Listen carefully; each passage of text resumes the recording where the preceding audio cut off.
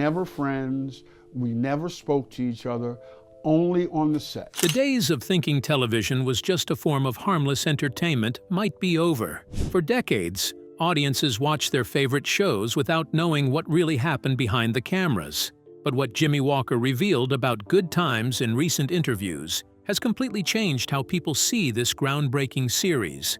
Is it true that Good Times was actually betraying the very community it claimed to represent? Or were the cast members fighting against forces beyond their control to save the show's original mission? Join us as we uncover the shocking truth about why this family sitcom nearly lost its soul. Good Times behind cameras. Good Times premiered in February 1974 and changed how TV showed everyday life. It focused on a working-class black family and gave viewers a look into their world through humor and honest moments. Jimmie Walker played J.J. Evans, and his role quickly became iconic. Now, come on, Florida, no more, please. I want you to see how we're getting by. Dad's doing the spring cleaning a little early this year. His catchphrases and timing made a lasting impact and became part of pop culture across the country. While the Evans family kept audiences entertained every week, things behind the scenes were a lot more complicated.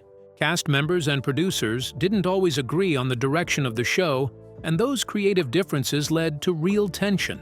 There were also missed chances to take the show even further in terms of its message and cultural impact. Most of this stayed out of public view, but it shaped how the series developed over time. Jimmie Walker's role on Good Times stood out thanks to his loud delivery, big reactions, and the catchphrase, "Dynamite." That one word took off fast, showing up on merchandise, in interviews, comedy sketches, and all over pop culture. The show became a major hit, and Walker's character was a big reason why. Behind the scenes of the show, things were going downhill. Cast members weren't always on the same page, and the original idea for the show was getting pushed aside as the network leaned into what was more marketable. JJ's comedy was getting more attention, and that started to take over the parts of the show that were meant to focus on real issues. As Jimmie Walker's role grew, That's what you said a half hour ago, Junior. Oh, don't worry, Dad, I got it covered. Now, Junior! some of the cast and crew felt like the show was drifting away from what it was supposed to be. That shift caused tension and changed how the team worked together. The real issue started in the writer's room, where key decisions were made about the show's stories and characters. To viewers across the country, Good Times looked like a true reflection of black family life, tight living spaces, strong parenting, and kids dealing with everyday struggles. But Jimmie Walker later pointed out that this sense of realism wasn't as genuine as it seemed. According to him, none of the writers of the show were black, and that wasn't just a hiring mistake. It was a problem that affected every part of the show's writing and direction. When performers who understood the real black experience had to deliver lines written by people who didn't share that background, how could the show maintain its authenticity? Family chemistry falls apart. John Amos and Esther Rolla weren't happy with how the show started changing. Gee, a gorgeous hunk of woman here. Both had strong theater backgrounds and believed the series should show the real struggles and strengths of black families. Over time, the show moved away from serious topics and leaned more into light comedy. According to Jimmie Walker, that didn't sit well with them. They were so frustrated that they'd sometimes leave table reads when they felt the scripts didn't respect the message they wanted the show to carry. Walker recalled how the cast pushed hard for deeper storylines that showed the real challenges of living in poverty and keeping a family together. They didn't want the show to rely on silly scenes with JJJ acting over the top just for laughs. Even though they kept trying to bring the show back to its original purpose, the gap between the mostly white writers and the black actors kept growing. That tension made things tough behind the scenes. And in between, you could tell me what we gonna do about this little piece of mail that James Jr. got from the mailbox. And started to pull the production apart. The cast often spoke up to the producers, pointing out that some storylines and dialogue didn't match real life in their communities. They gave clear feedback, hoping for changes, but most of the time, the script stayed the same. Over time, the actors realized they weren't just showing up to say lines. They were trying to push for stories that felt real and respected where they came from. As their ideas kept getting brushed aside, frustration grew, and tensions behind the scenes got worse. Good Times gave viewers the picture of a close family working through financial struggles while staying strong together. But according to Jimmie Walker, the real story behind the scenes didn't match what was shown on TV. The cast didn't have the same bond off-camera, especially after Walker's character, JJ, became the main focus. His rise came from his loud style, comedy, and the catchphrase, which took off in pop culture. That shift caused tension with other cast members and changed the balance of the show. When a show starts moving away from its core message to chase ratings and laughs, what happens to the actors who believed in that original purpose? Mission lost. Behind the laughs. Esther Roll saw the change toward over-the-top comedy as a major step away from what the show was meant to be. It started out focused on showing the real struggles and strength of Black families, but that message got lost. In interviews and talks with others on set, she made it clear that JJ's character had turned into a stereotype, loud, goofy, and far from the serious tone the show began with. At one point, she said they weren't there to promote nonsense. Her frustration kept growing as the show moved further from telling real stories. As network executives kept pushing JJ's character for laughs, things behind the scenes got tense. Jimmie Walker remembered how the set stopped feeling like a team. Now you work all day and then you take an extra job working all night. The friendly vibe was gone. People didn't hang out between takes anymore, and conversations turned into quick, work-only exchanges. The atmosphere changed from relaxed to distant. The show aimed to mix entertainment with real stories about poverty, racism, bad housing, and the stress that came with all of it. In the early seasons, that message came through in episodes that didn't shy away from serious issues. It was built to reflect real life, not just get laughs. Walker noticed that major storylines were being changed just to give JJ more time on screen. The new material felt over the top and didn't reflect real life or how families actually interact. Topics that used to be central to the show were now just quick setups for jokes. Even though the audience laughed more during recordings, An eviction notice that says final. Oh, Lord. Walker saw that the show was losing its emotional core and drifting away from the real stories it once told. When a comedian who built their career on improvisation and authentic connection suddenly has to stick to someone else's exact words, how does that affect their sense of identity as a performer? Authentic voice gets lost. Walker often felt stuck. Even when he knew a line could hit harder or sound more real, he wasn't allowed to change anything in the script. That rule bothered him, especially since he was known for sharp one-liners and catchphrases. The twist was that most of those lines weren't his. They came straight from the writers. Over time, that gap between his public image and his actual input on the show left him feeling disconnected from the work. Most of JJ's lines were written by people who didn't have a strong grasp of Black speech or humor. That gap made the dialogue feel off, especially compared to Jimmie Walker's natural style. The jokes didn't match how he usually performed, and it showed. Walker later said the character felt more like something built by others than a true reflection of his own comedy. Walker realized that the version of JJ people saw on TV wasn't really him. And old man Sweeney says he'll give me $10 for this paint. You can have this. And I'll give the $2 I've been saving for law school. Others had shaped the character, and even though it made him famous, it didn't reflect his own style or voice. He ended up seen as a major figure in Black entertainment, but behind the scenes, he felt like he was turning into a product built for wide appeal. The version of him on screen was shaped by scripts and studio decisions, not by his own creative voice. His real comedy style, developed over years in tough clubs where being real mattered, was pushed aside. Executives wanted something easy to sell and safe for broad audiences, even if it meant losing what made his work honest. Even with the limits of a typical sitcom setup, there were moments when real emotion slipped through. Now and then, the show broke away from its usual formula and let something real come through. Could those rare moments have been the true direction the show was meant to take? When Spotlight becomes a burden. Florida Evans stood in her kitchen dealing with the shock of her husband's death. In one intense moment, she slammed a dish on the table and shouted, "Damn, damn, damn!" The scene hit hard. It wasn't played for laughs or built around a joke.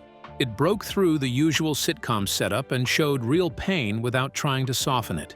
That moment stuck with people because it felt honest and didn't hide behind comedy.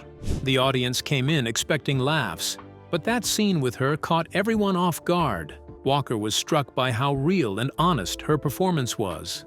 Seeing that moment helped him realize what the show could have been if it had focused more on genuine emotion instead of chasing constant punchlines. Or you gonna have me believing you was born out of an act of madness. It showed that the series had the potential to go deeper, but often chose not to. The show had a few moments that went beyond comedy and showed how strong the cast was with serious scenes. One episode stood out where JJ and Florida had a heated argument about his behavior and lack of responsibility. The story hit hard for many young black men trying to grow up without solid guidance. Florida ended up telling JJ to leave the apartment, and the audience became quiet. That scene didn't feel like a sitcom.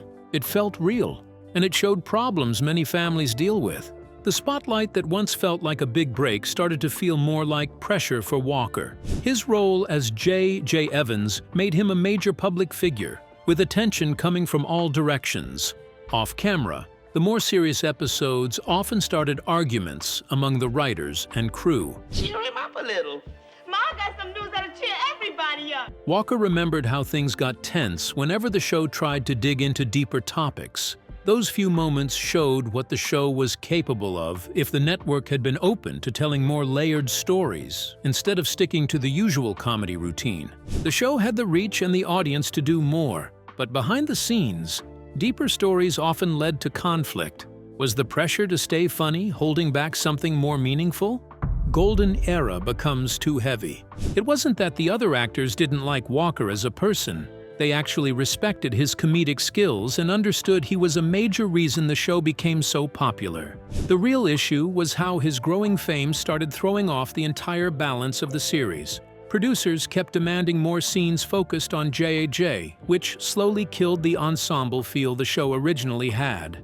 Walker could see tensions building every time the writers rewrote scripts to pack in more of his catchphrases or give him extra punchlines. These changes pulled attention away from the other characters and shifted the whole vibe of the show. What started as a family sitcom where everyone had their moments turned into the JJ Show, with everyone else playing supporting roles.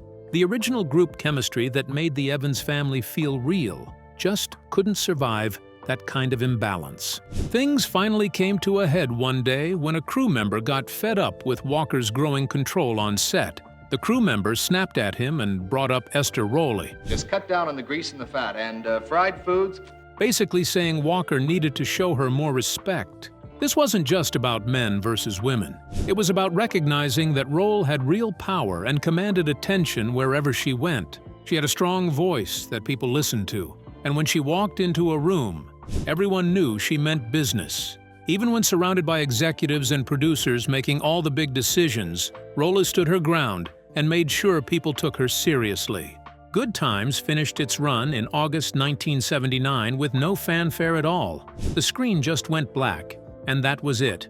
No special goodbye episode, no behind-the-scenes tribute, nothing to mark the end of what had been a groundbreaking show.